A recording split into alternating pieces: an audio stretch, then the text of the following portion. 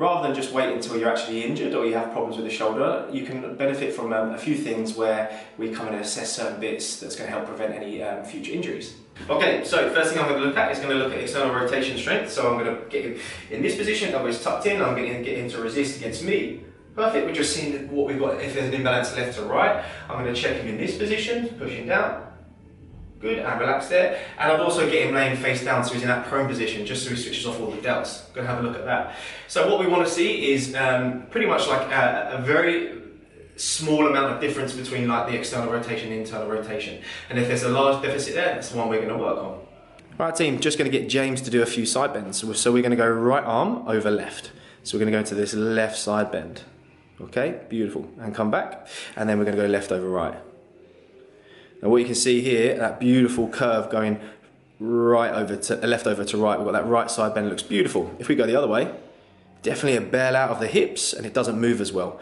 Now what that can impact is that the whole of this in that thoracic, that's going to involve that scapula, and that scapula needs to upwardly rotate to allow clearance for that whole humerus to kind of like go all the way up here.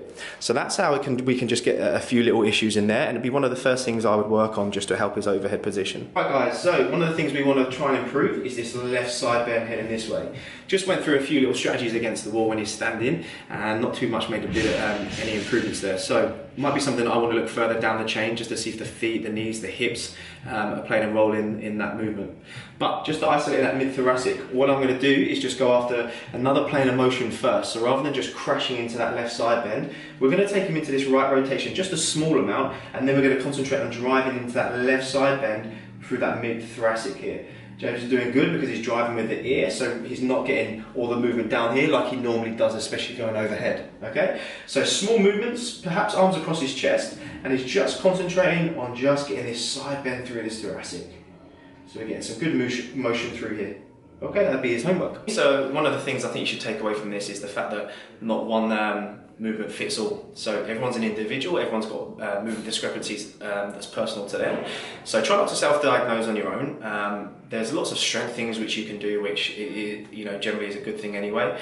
But in terms of movement, get some advice from a professional. Like we're here at Injury Active inside the gym, so you can always come and talk to us, or just find someone that can help you.